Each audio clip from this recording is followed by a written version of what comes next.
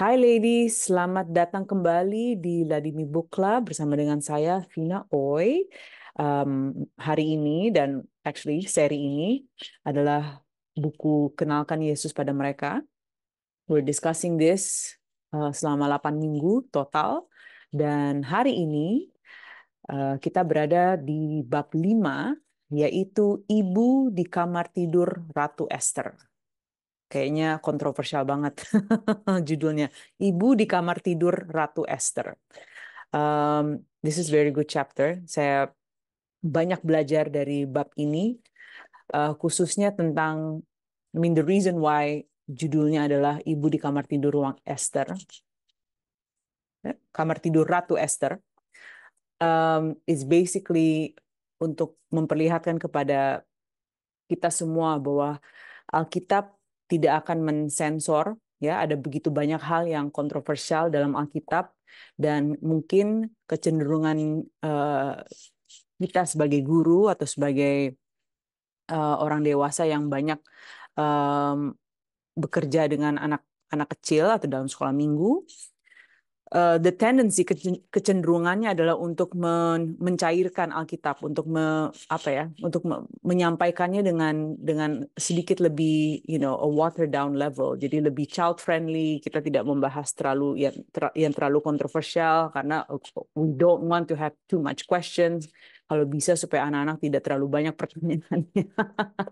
Lebih susah untuk menjelaskan hal-hal kontroversial yang sifatnya kekerasan atau seksual dan seterusnya. This chapter talks about it very well. Bab 5 ini membahas hal-hal tersebut dengan sangat baik. But before we move forward, sebelum lebih lanjut, saya akan buka dalam doa. Ya, let's pray. Tuhan, terima kasih untuk waktu yang Engkau telah berikan di Ladimi Book Club. Terima kasih bahwa Engkau terus reveal yourself to us, memperlihatkan dirimu kepada kami semua. Dirimu yang begitu indah, Injil, kabar baik yang is so beautiful, Lord God, bahwa itu akan melunakkan hati kami yang keras, hati kami yang lupa akan kasih-Mu, Tuhan. Help us, Lord, untuk mengingat kembali betapa Engkau mengasihi kami, betapa Engkau mengasihi setiap anak-anak, dan Engkau ingin kami berjalan dalam identitas kami sebagai anak-anak Tuhan, dalam kebebasan dan penuh dengan kasih. Terima kasih Tuhan, Engkau pimpin diskusi ini, setiap pembicaraan, setiap diskusi, biar semua ini memberikan kemuliaan hanya kepada Engkau, dan setiap ladies yang akan menyaksikan video ini, mereka juga akan diberkati dengan sesi ini. Terima kasih Tuhan, dalam nama Yesus kami berdoa dan mengucap syukur. Amen. Amen, ladies. So, untuk lanjut tadi apa yang saya bahas tentang sebagai guru, kita memang ingin kalau menyampaikan sesuatu kepada anak-anak, kita ingin supaya hati-hati, ya kan? Kita harus consider umur mereka, apakah ini age appropriate atau tidak, apakah kita harus menggunakan bahasa yang lebih gampang, which is the case dalam banyak hal. Memang kita harus menggunakan bahasa yang lebih gampang, karena kalau tidak, kita tidak bisa menjangkau mereka. Mereka susah untuk mengerti, dan kalau mereka tidak mengerti, ya there goes your lesson, ya. Mereka tidak akan memperhatikan selama satu kelas. Jadi sangat penting untuk kita menggunakan bahasa yang pantas, bahasa yang gampang dimengerti, but at the same time, ini adalah keseimbangan yang kita harus bisa jaga. Menggunakan bahasa yang gampang dimengerti, dan pada saat yang bersamaan kita tidak membiarkan hal-hal yang penting atau ignore atau tidak mengikut sertakan bagian-bagian yang penting dari cerita Alkitab, especially ketika kita memerlukan hal-hal ini untuk akhirnya membandingkan bagaimana Yesus adalah yang lebih baik, ya. Yesus adalah yang terutama, dan bagaimana kayu salib menjadi perbandingan yang sangat indah, ya, dari cerita yang dibahas. Jadi menggunakan kata-kata yang lebih gampang, contohnya misalnya Raja Daud. Ketika Raja Daud berdosa dan mengambil Batsheba, istri dari Uria, instead of saying committing adultery, ya, instead of saying affair, mungkin lebih gampang untuk anak-anak mengerti kata-kata seperti Daud mencuri istri orang lain, ya. That would make sense, dan ini akan mereka mengerti bahwa ini adalah sesuatu yang Daud seharusnya tidak lakukan, seharusnya dia tidak boleh lakukan, dia tidak boleh mencuri.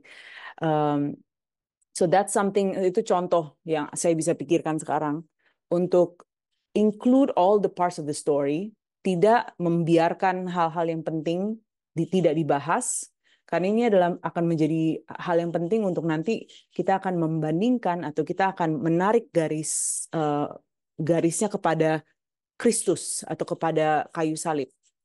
Jadi contoh yang digunakan oleh Pak Jack di buku ini adalah kisah Esther. Sangat menarik, ladies, karena kisah Esther adalah satu-satunya kisah di Alkitab yang tidak menyebut Tuhan sama sekali, ya. There is no mention of God in this story. Tetapi apa yang kita lihat Pak Jack lakukan adalah dia masih sanggup menggunakan cerita ini untuk akhirnya membandingkan kepada raja yang lebih besar lagi, yaitu Kristus, ya, the better king. Dan saya sangat diberkati secara personal. Saya sangat diberkati ketika saya membaca bagaimana Pak Jack menggunakan cerita yang tidak menyebut nama Tuhan sama sekali. Dan sebenarnya kalau dipikir-pikir, kisah Esther ini tidak terlalu child friendly, karena akan ada topik-topik yang berkisar dengan kekerasan, ya, atau hal-hal yang sifatnya seksual.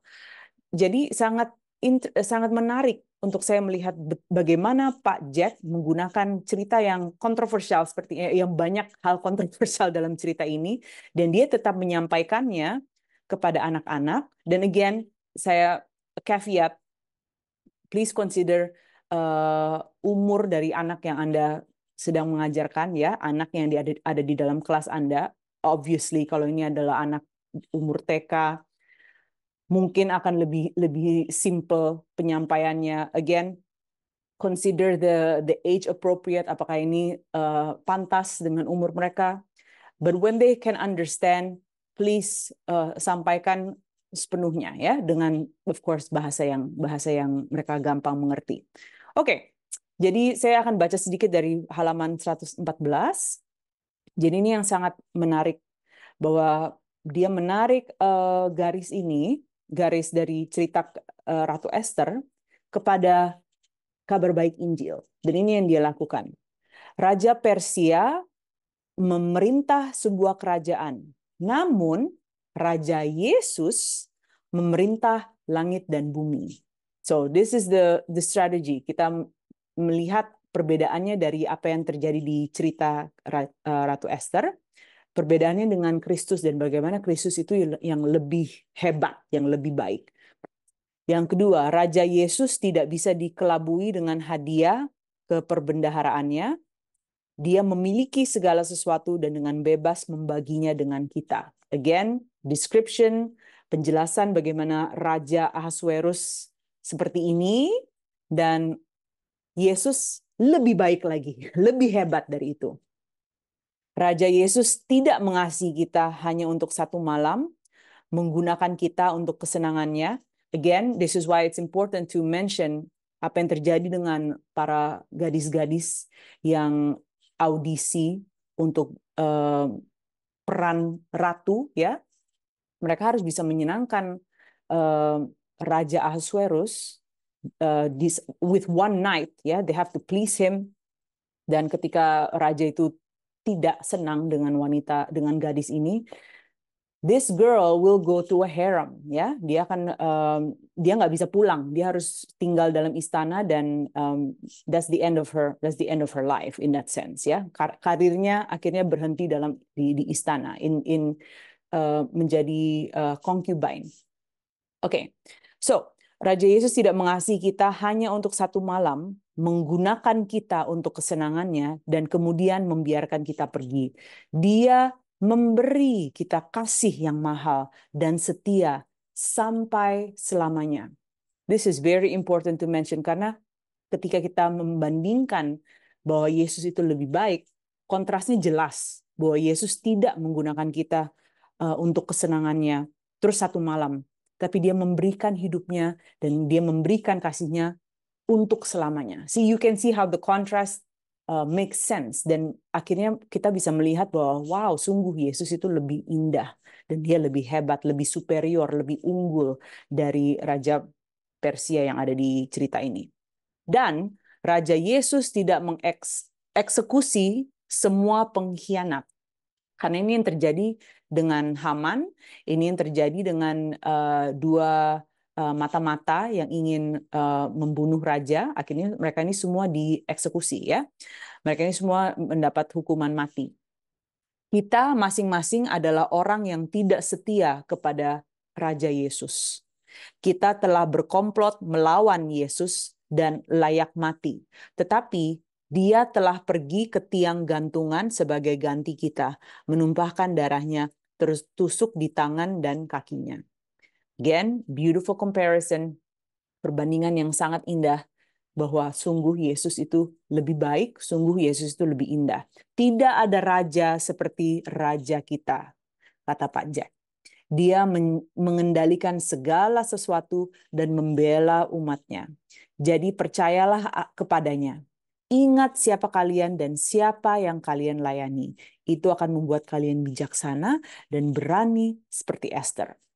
Saya sangat diberkati dan saya belajar banyak bagaimana Pak Jack menyampaikan kisah Esther dan mengakhiri pelajarannya dengan bagaimana ini dapat dibandingkan dengan kayu salib, dengan apa yang Yesus lakukan. I have never heard this before, dan saya sangat-sangat mengucap syukur, diberkati bahwa saya bisa belajar dari Pak Jack. Oke, jadi itu yang pertama yang menonjol untuk saya. Saya ada dua hal lagi. Setelah itu saya ingin memberikan kesempatan untuk ladies juga sharing atau ingin bertanya, ya, seperti biasa ladies. Poin kedua yang saya ingin bagikan yang sangat-sangat menonjol kepada saya adalah ketika Pak Jack mengatakan bahwa sebagai orang Kristen sangat jarang untuk kita membahas kisah-kisah perjanjian lama di misalnya dalam gereja atau dalam jemaat, tetapi lebih sering cerita-cerita ini dibahas dalam konteks sekolah minggu. Justru cerita perjanjian lama ini sering dibahas di among kids, ya, untuk anak-anak di sekolah minggu atau di kelas Alkitab. Tetapi kalau di jemaat, ya, atau di gereja yang bagian lebih besar, bagian dewasa, lebih banyak fokusnya di perjanjian baru, lebih banyak fokusnya di aplikasi. Jadi apa yang harus kita lakukan sebagai orang percaya. Dan it's not wrong, of course, aplikasi itu kita perlu. Bagaimana kita bisa mengaplikasikan kasih yang sudah diberikan kepada kami dari Kristus, ya. It's good to be able to apply. Sangat penting untuk kita bisa mengaplikasikan apa yang kita sudah pelajari ke komunitas, aplikasikan ke pekerjaan, keluarga, interpersonal relationships, hubungan interpersonal, dan seterusnya. Tapi sangat penting untuk kita have the right balance, karena di Alkitab begitu banyak tekanan atau emphasis ke dalam perjanjian lama, di perjanjian baru. Contohnya, kalau saya baca di 117, ya, di halaman 117, guru-guru Kristen yang pertama. Dalam Kisah Para Rasul 2, perjanjian baru, Petrus berkhotbah tentang nabi yang memberitakan keselamatan dan tentang Daud yang dalam Mazmur menulis tentang raja yang kekal. Kemudian dia mengatakan bagaimana Daud telah melihat ke depan dan telah berbicara tentang kebangkitan Mesias. Jadi di Kisah Para Rasul 2, di Perjanjian Baru, ada reference perjanjian lama. Dan this is not the only one. Ada banyak sekali contoh-contoh di mana perjanjian lama itu disebut kembali. This is reference.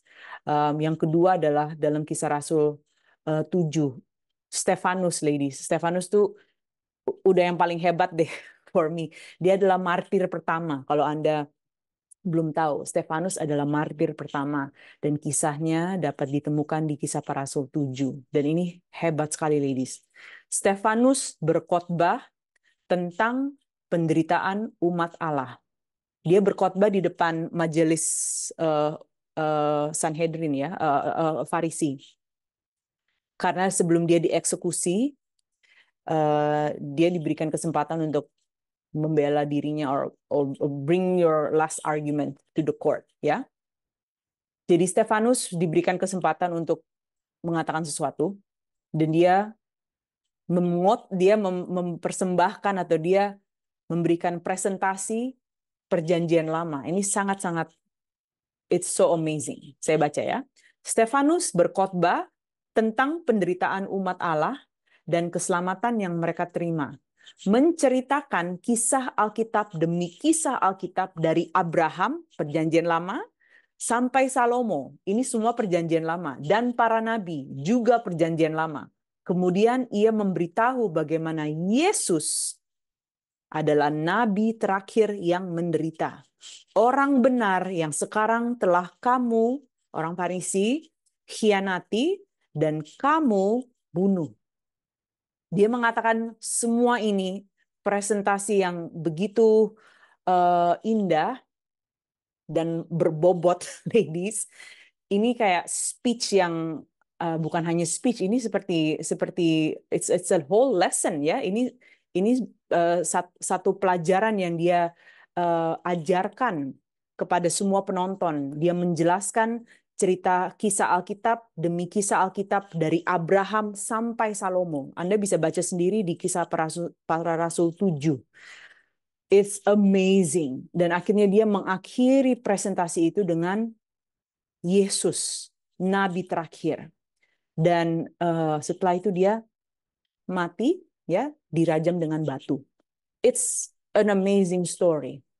Dan Stefanus adalah martir pertama. It's amazing. Yang ketiga, dalam Kisah Para Rasul 13, Paulus berkhotbah tentang pemeliharaan Allah dengan menggunakan kisah-kisah Alkitab tentang Musa, perjanjian lama, Yosua, perjanjian lama, Samuel, Saul, dan Daud, semua perjanjian lama. Paulus kemudian menceritakan bagaimana Allah paling memeliharakan semua orang dengan memberikan pengampunan melalui Yesus. Akhirnya Yesus.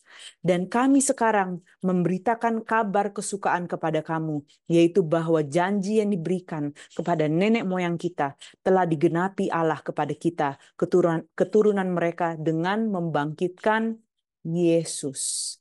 Again, we end it with Jesus. We start or we tell the story, kita membagikan cerita perjanjian lama, tokoh-tokoh dari perjanjian lama, dan diakhiri dengan Kristus. Anehnya, saya terus baca aja. Anehnya, perikop-perikop cerita yang digunakan secara efektif oleh guru-guru dalam Alkitab sebagian besar diabaikan dalam pengajaran Alkitab untuk orang dewasa di banyak gereja hari ini. Sebagian besar Anda mendengar kisah-kisah itu, perjanjian lama, di kelas anak-anak. Hal ini menempatkan tanggung jawab pada kita yang mengajarkan pelajaran-pelajaran tersebut, karena mungkin kelas-kelas kami adalah tempat yang paling memungkinkan di seluruh gereja untuk mendengar kisah yang mengarah kepada Yesus. Kita harus mengajarkan kisah-kisah itu dengan cara yang sama seperti yang dilakukan oleh para guru dalam Alkitab, ladies.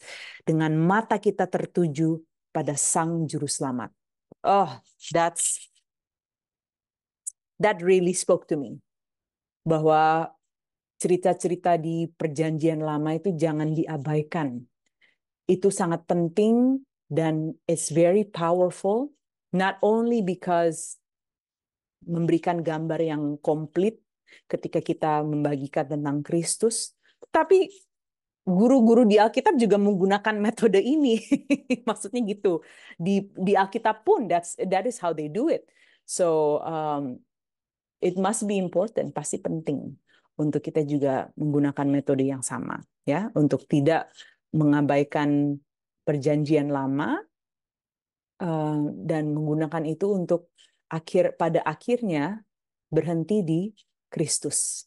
Dan itu adalah kabar baik yang kita bisa bagikan kepada anak-anak. So, that's the second point. Terus poin yang ketiga, habis itu saya ingin memberikan kesempatan untuk para ladies. Oke, poin yang ketiga adalah saya secara personal juga memang kecenderungannya adalah untuk fokus kepada perintah Tuhan, ya, imperatif. Perintah dari Tuhan ini yang harus Anda lakukan sebagai orang percaya. Sebagai orang percaya, Anda harus hidup kudus.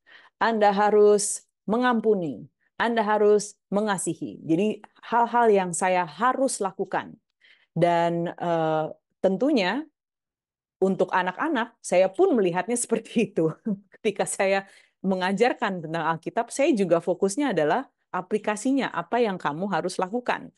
Kalian harus mengampuni, kalian harus hidup kudus, kalian harus harus memberikan hidup kalian untuk Tuhan supaya Tuhan bisa pakai hidup kalian.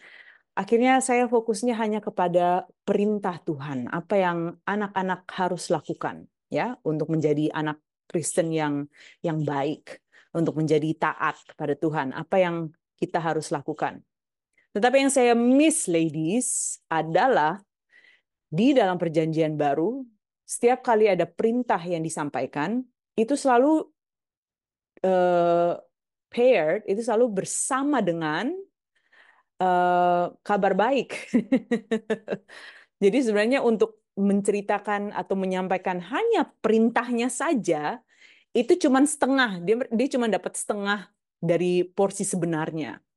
Karena porsi sepenuhnya adalah ada kabar baik yang sebenarnya harus disampaikan dulu. Jadi ini pasangan. Dia pasangan yang jangan dipisahkan. Dia perlu pasangannya. Perintah ini perlu pasangannya, yaitu kabar baik. Saya jelaskan sedikit ya. Jadi kalau kita lihat di halaman 121. Contohnya kitab Roma, ya. Di kitab Roma dimulai dengan 11 pasal. 11 pasal. Penuh tentang kabar baik. Antara lain kita membaca bahwa Allah telah memanggil kita kepada dirinya sendiri. Itu udah kabar baik. Tuhan yang memanggil, saya nggak harus mencari, saya tidak harus berseru, ya, terlebih dahulu Tuhan yang datang mencari. So, Tuhan yang memanggil kita kepada dirinya. Tuhan yang initiate, dia mengambil inisiatif, Tuhan yang duluan. Oke, itu sudah kabar baik. Pasal 1 ayat 6. Terus memberi kita kebenaran. Pasal 3 ayat 22, ya. Terus dia membenarkan kita. Pasal 3 ayat 24. Terus dia memberi kita damai sejahtera dengan Allah. Pasal 5 ayat 1. Menjadikan kita mati terhadap dosa dan hidup bagi Allah. Pasal 6 ayat 11. Memberi kita hidup menurut roh. Hidup yang menurut roh kabar baik karena bukan kekuatan kita sendiri, tetapi kekuatan yang diberikan dari roh secara supernatural. Pasal 7 ayat 6. Mengadopsi kita sebagai anak-anaknya. Ya, we're not orphans. Tapi kita sekarang memiliki keluarga yang baru, identitas yang baru, posisi yang baru. Pasal 8 ayat 15. Meyakinkan kita akan kemuliaan. Pasal 8 ayat 18. Mengasihi kita selama-lamanya. No matter what. Ya, you cannot lose it. Pasal 8 ayat 38 ke 39. Memilih kita. Dia memilih kita sebagai umatnya. Pasal 9 ayat 25. Dia menghapus aib kita. pasal 10 ayat 11. Dan memberi kita rahmat. 11 ayat 32. Itu banyak banget, ladies. 11 pasal. Luar biasa. Itu kabar baik yang luar biasa banyak. Itu banyak banget kalau kita pikir-pikir. 11 pasal. Dan hanya ada setelah semua pengaturan yang di dalamnya, Alkitab memberi petunjuk mengenai bagaimana hidup yang menanggapi kabar baik itu seharusnya. Setelah sekian lama, setelah 11 pasal kabar baik, baru kita sampai ke perintahnya di pasal 12. Di pasal 12 kita bisa melihat, karena itu saudara-saudara, demi kemurahan Allah, aku menasihatkan kamu supaya kamu mempersembahkan tubuhmu. Ini baru pertama kali perintah apa yang kita harus lakukan. Persembahkanlah tubuhmu sebagai persembahan yang hidup, yang kudus, dan yang berkenan kepada Allah. Itu adalah ibadahmu yang sejati. Dan sisa dari kitab Roma, sebagian besar berisi petunjuk bagaimana Anda harus hidup. Petunjuk perintah bagaimana Anda harus hidup. Aplikasi. But remember what we just did, apa yang barusan saya perlihatkan, bahwa Alkitab tidak, atau Paulus tidak langsung menyampaikan perintahnya, atau gini loh, petunjuknya loh, bagaimana kalian harus hidup, harus begini loh, persembahkan hidup kalian loh untuk Tuhan. Enggak, ladies. 11 pasal lamanya, kabar baik demi kabar baik demi kabar baik. Dan hanya setelah itu, baru kita bisa sampaikan. Oleh karena itu, respon kita terhadap kabar baik yang barusan disampaikan, respon kita adalah berikanlah hidup kalian, persembahkanlah hidup kalian untuk Tuhan. So that's itulah pasangannya, itulah aturannya, atau yang kita lihat strategi, metode yang dibagikan oleh Paulus. Dan bukan hanya di Roma, saya akan memperlihatkan lebih lanjut lagi bahwa di all over di New Testament, ya, di begitu banyak tempat di Perjanjian Baru. Setiap kali Anda melihat ada perintah atau petunjuk bagaimana Anda harus hidup, kita bisa melihat bahwa pasangannya adalah kabar baik. Dia tidak sendirian, dia selalu berdua, selalu. Bagaimana kita termotivasi untuk bermurah hati? Ini 122, saya mulai daftarnya. Bagaimana kita termotivasi untuk bermurah hati? Dengan kabar baik, Yesus telah bermurah hati kepada kita, itu kabar baiknya. Karena kamu telah mengenal kasih karunia Tuhan kita Yesus Kristus, bahwa Ia yang oleh karena kamu menjadi miskin, sekalipun Ia kaya, supaya kamu menjadi kaya oleh kemiskinannya. And because of that, karena kita sudah menerima terlebih dahulu, itu kabar baiknya ya, kita menerima kasih Kristus, dan kita bisa bermurah hati, kita bisa menjalani petunjuk bagaimana untuk hidup, ya, kita hidup bermurah hati. We forgive people, ya, we give grace to people. Bagaimana kita termotivasi untuk tetap murni secara seksual? Dengan kabar baik, Yesus telah menebus tubuh kita. Ini 1 Korintus 6. Atau tidak tahukah kamu bahwa tubuhmu adalah bait Roh Kudus yang diam di dalam kamu?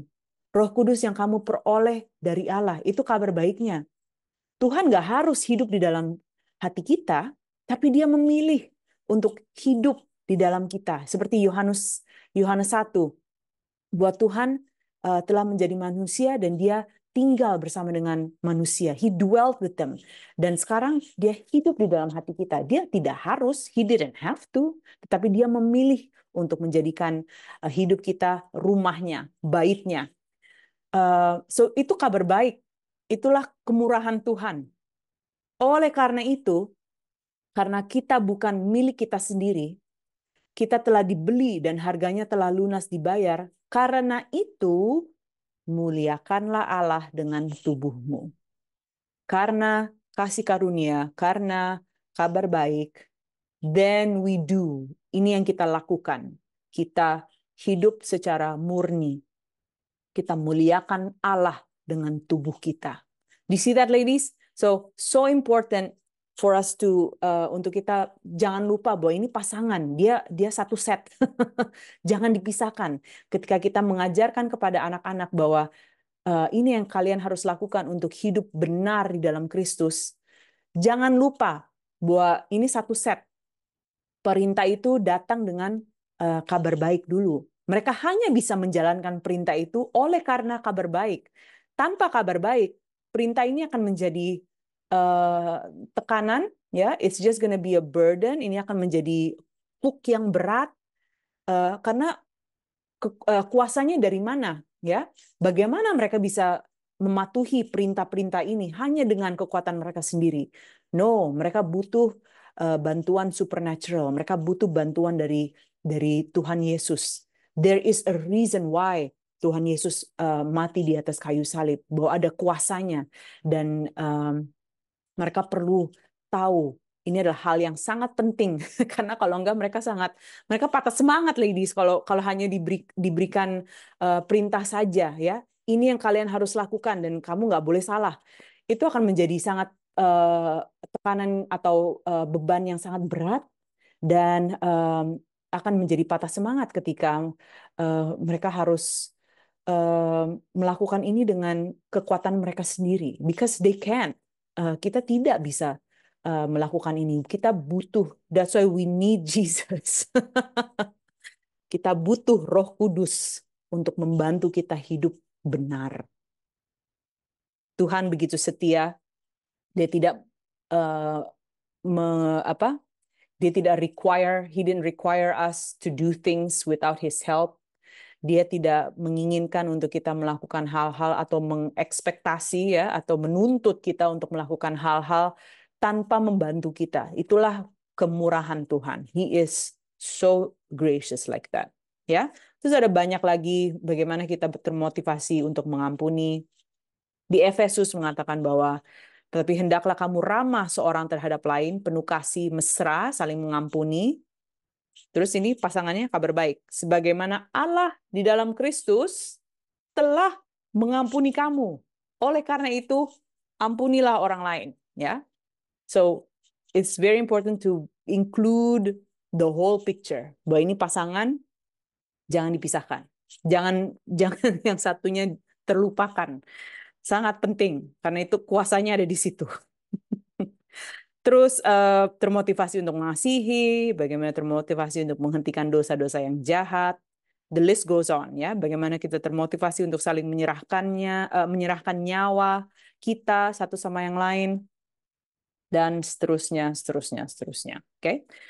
So it's so important for us to see this, untuk ingat bahwa kita dipanggil untuk melakukan begitu banyak hal yang indah, ya, untuk mengampuni orang lain, untuk memberikan nyawa kita kepada orang lain, untuk bermurah hati, untuk hidup murni, ya, all these beautiful things. Kita dipanggil untuk melakukan hal-hal yang indah. Tapi kabar baiknya adalah kita sudah diberikan kekuatan, kuasa untuk melakukan hal-hal itu. Where? Dari mana? Kabar baik. Dari Injil kabar baik. Kita sudah diampuni. Therefore, oleh karena itu, kita bisa mengampuni. Hidup kita sudah dibeli oleh darah Kristus. Oleh karena itu, muliakanlah Tuhan dengan tubuhmu. Ini adalah sangat membangun sebenarnya. Harusnya membangun, bukan menjadi beban, ya.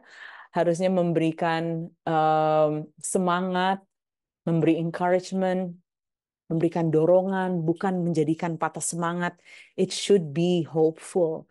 It should be encouraging, penuh dengan ya, semangat dan pengharapan bahwa kita tidak sendirian. Anak-anak selesai keluar atau pulang dari kelas dengan harapan bahwa mereka tidak sendirian.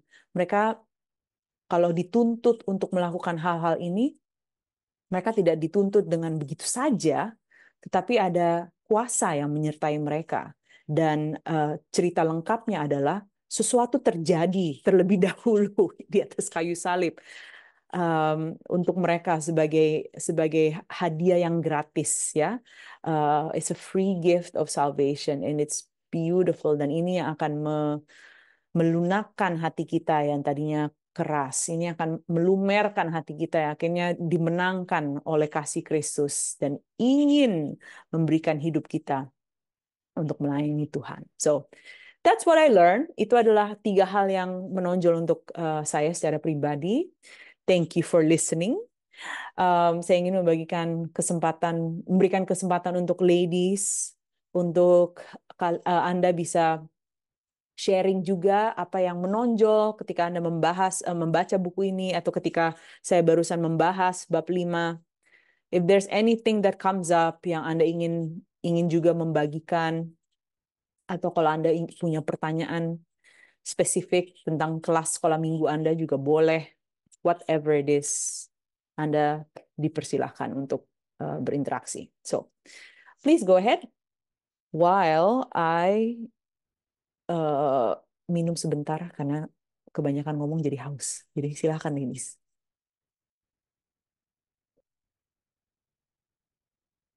Ada yang ingin pertama? Ini biasanya lihat-lihatan dulu. Anda boleh bertanya, Anda boleh sharing. It's okay. Anybody? Ya, saya lihat Yulistina. Hai Isti, silahkan. Ya, Kak Vina. Kak, saya mau tanya nih, Kak. Ya. Bagaimana menurut Kakak kalau misalnya, ini bukan di sekolah minggu tapi di gereja. Ya. Kalau di gereja misalnya masih eh, kami itu seperti gimana? Eh, Diajar kami itu harus doa gitu. Jadi doanya itu ada doa pagi, ada doa jam 12 siang. Ya. Jadi itu hampir setiap hari. Eh, ada juga puasanya, tapi kadang enggak juga sih, Kak. Cuman, eh, tapi pendetanya ngomong bahwa eh, kalian harus lakukan ini ya, seperti tadi Kak Vina udah bilang tuntutan seperti kita dituntut gini gini gini. Ya. Dengan eh, kalau karena pendeta ini mengasihi jemaatnya supaya jemaatnya ini tidak masuk neraka gitu gitu dari apa yang disampaikan Ya. pendeta ini. Jadi kalau kamu nggak gini, kamu nggak doa kayak gini karena saya mengasihi kalian supaya kalian nggak masuk neraka gitu. Terus ada kasus ada yang orang yang orang yang sakit kalau nggak salah meninggal kalau nggak salah masih muda. Hmm. Terus ini seperti ini contoh kasus seperti begini. Jadi eh, ini pasti ada dosa yang tersembunyi gitu. Ini pasti ada dosa yang tersembunyi sehingga ya seperti ini sudah jadinya padahal dia masih bisa berbuat banyak hal di Ya. usianya. Ya. Tapi ya ini semua karena makanya saya harus ini kalian harus begini begini begini begini supaya nggak ada yang masuk neraka, supaya semua masuk surga gitu. Karena hamba Tuhan aja bisa masuk neraka gitu. Jadi dengar ini seperti apa yang saya dengar dari Kavina itu memberi kayak menyirami saya gitu. Ada Ya. sesuatu Ya. yang kok saya klik gitu dengan ini Ya. gitu. Tuh apa yang saya dengar sebelumnya kok saya jadi ketakutan gitu. Saya Ya. dibawa rasa takut. Ya. Jadi itu bagaimana Kak? Seperti kejadian yang seperti yang kami alami gitu. Seperti ini tuh seperti apa Kavina untuk Ya. menanggapi? Ya. Makasih Thank Kak. you.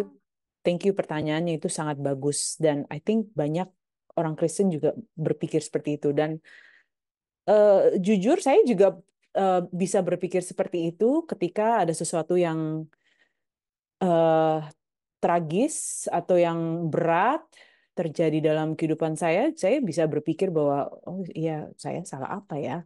Ya, apa Tuhan sedang menghukum? That's why sangat penting untuk kita kembali lagi ke kabar baik Injil. Karena hati kita pasti pasti ingin ingin lupa ya, pasti ingin menjadikan apa, ada formulanya. Formulanya adalah oh oke, ini terjadi karena saya tidak taat sih, atau saya tadi lupa doa sih, akhirnya ini terjadi. Akhirnya ada kecelakaan ini karena saya tadi nggak doa tadi pagi. That's what we can think of. Itu pikiran kita tuh bisa seperti itu, ya. And termasuk saya bisa berpikir seperti itu. Kenapa sih Tuhan ini susah banget? Apa dosa saya yang saya lakukan supaya akhirnya ini terjadi di dalam kehidupan saya? Komentar-komentar seperti itu atau pikiran seperti itu sama sekali tidak menginvolve atau tidak memikirkan apa yang Tuhan Yesus sudah lakukan di atas kayu salib. Jadi seperti berpikir bahwa oh nanti kalau tidak melakukan ini masuk neraka. Jadi apa yang Tuhan Yesus telah lakukan di atas kayu salib? Siapa yang menjadi juru selamat ini? Siapa yang akan menyelamatkan saya dari hukuman dosa? Apakah perbuatan baik saya? Apakah melakukan tuntutan-tuntutan yang saya harus lakukan?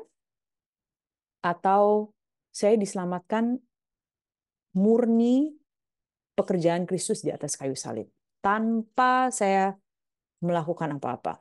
Dan kalau kita balik lagi ke Alkitab di Roma, while we were in sin, sewaktu kita masih di dalam dosa, Tuhan Yesus mati untuk kita. Jadi it's so important for us to remember, oh berarti kalau Tuhan Yesus sudah mengambil semua hukuman di atas kayu salib, kalau Tuhan Yesus sudah mati untuk dosa-dosa kita, dan kalau hal buruk terjadi di dalam kehidupan kita, berarti bukan karena Tuhan tidak mengasihi saya, karena Dia sudah memberikan hidupnya dan Dia sudah menanggung hal-hal yang jahat, hal-hal semua dosa, hukuman dosa sudah Dia tanggung, ya. Kemarahan Tuhan sudah diberikan kepada Yesus yang tadi seharusnya untuk kita. Instead, Tuhan Yesus yang menanggung itu dan Dia bertukar tempat. Jadi akhirnya kita menerima kebenaran Kristus yang kayak tadi rapor Tuhan Yesus ditukar dengan rapor kita. Kita mendapatkan nilai Tuhan Yesus yang semuanya 100, 100, 100, 100. Akhirnya saya memiliki itu. Jadi kalau hal buruk terjadi bukan karena Tuhan tidak mengasihi saya, berarti saya harus bisa percaya kepada Tuhan di masa-masa sulit, di masa-masa kekeringan. Saya harus bisa percaya bahwa Tuhan mengasihi saya, Dia beserta dengan saya, dan Dia akan membimbing saya, menuntun saya melalui lembah kekelaman sampai saya keluar, to the other side. Dan sangat penting kenapa untuk kita bisa melihat bahwa yang tadi saya bilang ini pasangan, ya. Perintah itu selalu berdua dengan kabar baik. Karena kalau kita hanya fokus dengan perintahnya saja, pemikiran-pemikiran yang seperti ini yang akan membuat kita patah semangat ketika hal-hal berat atau hal-hal sedih terjadi di dalam kehidupan ini. Dan selama kita hidup di dalam dunia ini, ladies, we will experience suffering. Kita akan mengalami penderitaan. Itu pasti akan datang, ya. Dan that's why it's important untuk kita memiliki gambaran yang penuh, ya. Untuk kita dapat porsi sepenuhnya, bukan hanya setengahnya saja, tetapi sepenuhnya. Bahwa kabar baik itu perannya besar sekali dalam kehidupan kita. So that ketika hal-hal yang susah datang, masa kekeringan datang, atau doa belum terjawab, Anda masih berdoa untuk pasangan hidup, Anda masih berdoa untuk seorang anak, Anda masih berdoa untuk terobosan di dalam keuangan, Anda masih berdoa untuk keselamatan keluarga Anda. In times when ketika doa itu belum dijawab, kita masih bisa percaya kepada Tuhan dan tidak patah semangat bahwa oh ini Tuhan sedang menghukum saya. So that's why it's important. Karena kalau enggak, pemikiran kita akan terus jatuh ke dalam oh ya ini karena saya melakukan hal yang salah, saya berdosa, Tuhan sedang menghukum saya. That's wrong. Itu bukan tidak alkitabiah sekali, dan itu mengecilkan apa yang Kristus telah lakukan di atas kayu salib. So it's actually very very wrong. Sangat-sangat tidak bagus. Jadi sangat penting untuk kita mengingat kembali gambar sepenuhnya bahwa Injil mengatakan bahwa Yesus sudah menanggung semua hukuman dosa di atas kayu salib. Dan karena saya percaya itu, dia menanggung dosa karena dia mengasihi saya. That's also an important part. Karena dia mengasihi saya dan dia memberikan kebenarannya untuk saya. Jadi rapor yang tadi 100-100 untuk saya. Jadi kalau hal buruk terjadi dalam kehidupan saya, bukan karena dia tidak mengasihi saya, bukan karena Tuhan sedang menghukum saya bisa melihat itu terlepas dari kasih Tuhan untuk saya, ya. Jadi saya bisa melihat doa-doa yang belum terjawab atau pergumulan itu tidak tergantung dengan kasih Tuhan untuk Anda, ya. Kasih Tuhan kepada kita terus, ya. You will have it. It's ongoing. Dia terus berikan dengan begitu banyak dia berikan kepada kita kasih yang kepada kita. Jadi pergumulan kita tidak ada hubungannya, tidak tergantung oleh apakah Tuhan mengasihi kita atau tidak. No. Jadi kita bebas untuk tetap berdoa untuk terobosan, kita tetap bebas untuk berdoa untuk pasangan hidup, dan seterusnya, tanpa harus memikul beban yang sebenarnya Anda tidak harus pikul, ya, memikul beban bahwa si Tuhan memang sedang menghukum saya. No, Anda bebas untuk menerima kasih Tuhan, hidup di dalam kasih Tuhan, dan Anda bebas untuk berdoa kepada Tuhan. Tuhan jawab, saya berdoa supaya Tuhan menjawab doa saya. Dan kalau Tuhan memilih untuk tidak menjawab doa saya sekarang atau nanti, wherever, saya bisa percaya bahwa Tuhan memiliki hikmat yang jauh lebih hebat dari saya, yang jauh lebih unggul dari saya. Karena dia bisa lihat 100 tahun ke depan, 1000 tahun ke depan, dan saya tidak bisa, saya masih bingung besok mau ngapain, ya. Atau saya masih bingung nanti siang mau makan apa. Tuhan nggak bingung. Dan saya bisa percaya kepada Tuhan bahwa dalam kebaikannya, dalam kebijaksanaannya, dia bisa memberikan kepada saya sesuai dengan waktunya yang tepat. Dan makanya saya nggak takut untuk berdoa seperti gini, ladies. Tuhan, kalau ini Tuhan, saya berdoa Tuhan buka semua pintu yang bisa dibuka. Dan kalau ini bukan Tuhan, please tutup pintunya.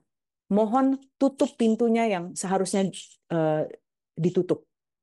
Karena saya percaya bahwa Tuhan melindungi saya. Tuhan yang beserta dengan saya, dan dia akan membimbing saya, dia akan mengantar saya ke tempat di mana saya harus pergi.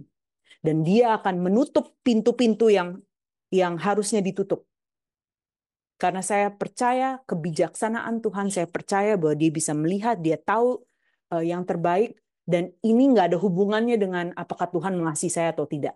Ya, apakah doa ini dijawab atau tidak, nggak ada hubungannya dengan atau tidak tergantung kepada apakah Tuhan mengasihi saya atau tidak. Karena itu bukan pertanyaan.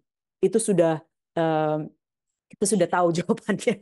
Tuhan mengasihi kita, begitu besar kasihnya kepada kita. How do we know that? Kabar baik, Injil, salib. Tuhan Yesus memberikan hidupnya untuk kita, dan dia menjadi orang yang paling terbaik untuk kita bisa percaya, ya. He's holy, dia Tuhan yang kudus. Ketika kita mengatakan kudus, kudus Engkau Tuhan, itu artinya Tuhan yang terunggul, Tuhan yang paling superior, udah nggak ada lagi yang bisa kalahin Tuhan. That means Tuhan tidak bisa berdosa, tidak ada hal-hal yang jahat yang dapat ditemukan dalam Tuhan, karena Tuhan kudus, ya kan? Dia kudus. Jadi tidak ada kejahatan di dalam dia, berarti dia tidak bisa berdosa, dan dia tidak bisa berdosa terhadap kita, berarti Tuhan menjadi seseorang yang paling bagus, yang paling the best untuk kita bisa percayai. Ya, he's the most trustworthy person. Dia adalah kandidat yang paling bagus untuk kita percaya, because he is holy. Ya, dan oleh karena itu saya bisa hidup tenang, saya bisa terus menjalankan apapun itu penderitaan, saya bisa menjalani bersama dengan Tuhan, dan saya bisa percaya bahwa Tuhan sanggup menjawab doa saya, dan kalau dia belum menjawab doa saya, karena saya tahu dia tahu lebih baik daripada saya, dan dia akan memberikan damai sejahtera, dia akan memberikan sukacita. Nah, ini yang kita sering lihat di kehidupan orang Kristen yang kuat, ya. Nggak ngerti gimana, ladies, situasinya masih seperti itu, tapi ada damai sejahtera. Saya nggak ngerti gimana kok bisa, ya, padahal dalam keadaan yang begitu tegang, tapi ada sukacita, tapi ada damai sejahtera yang nggak bisa ditemukan di tempat lain. That is the Christian life. Itu adalah kehidupan seorang yang percaya di dalam Kristus. So, I hope that helps. Ini memang sangat berkait dengan apa yang tadi dibahas dengan kabar baik Injil dan perintah Tuhan. They go together. Mari kita jangan lupa bahwa melihat gambar yang utuh, diberikan porsi sepenuh-penuhnya. Jangan mau cuma ambil setengahnya aja. Ask for the whole thing. Oke, thank you untuk pertanyaannya. Kita masih ada 6 menit lagi. Mungkin ada pertanyaan terakhir.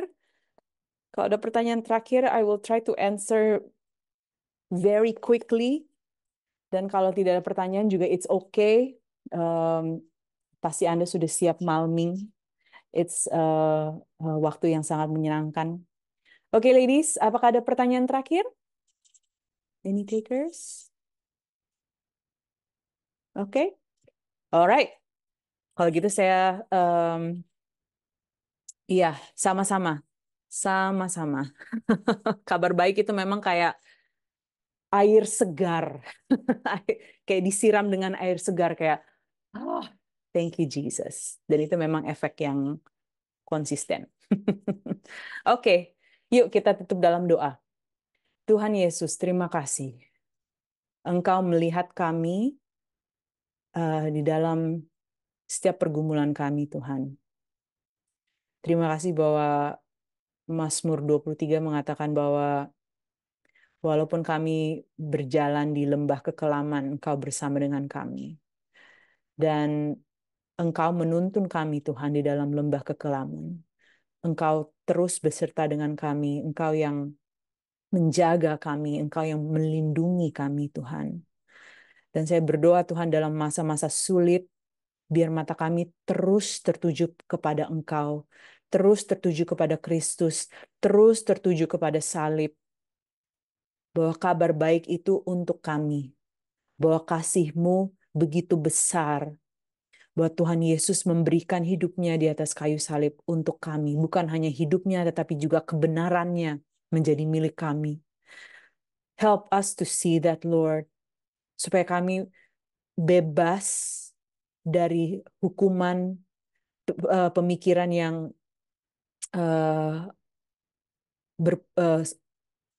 pemikiran yang memikir bahwa kami sedang dihukum, kami bebas dari itu Tuhan, kami bebas untuk berdoa, kami bebas untuk bermohon, kami bebas untuk meminta kepada Engkau, untuk membuka pintu di dalam kehidupan kami. Dan kami juga bebas untuk meminta Engkau menutup pintu yang harus ditutup Tuhan, karena kami percaya kepada Engkau. We trust you. Thank you Lord. Aku berdoa Tuhan biar Engkau yang dalam waktu yang benar Tuhan, in the right timing, Engkau yang akan menjawab doa kami Tuhan. Dan kami akan melihat bahwa sungguh Engkau adalah yang lebih baik, Engkau yang adalah lebih unggul dari segala hal. Engkau lebih indah Tuhan. Bahkan dari permohonan doa kami, Engkau lebih indah dari semua itu Tuhan. Help us to see that, biar kami bebas untuk hidup dalam damai sejahtera, hidup dalam sukacita, walaupun situasi kami belum berubah. Terima kasih Tuhan bahwa Engkau memberikan kami kekuatan supernatural untuk hidup sebagai orang percaya di dalam dunia ini. Terima kasih Tuhan bahwa hadirat-Mu tidak pernah meninggalkan kami. Engkau terus bersama dengan kami. We praise you Lord, kami mengasihi Engkau. Kemuliaan hanya bagi nama-Mu. Dalam nama Yesus kami berdoa dan mengucap syukur. Amen.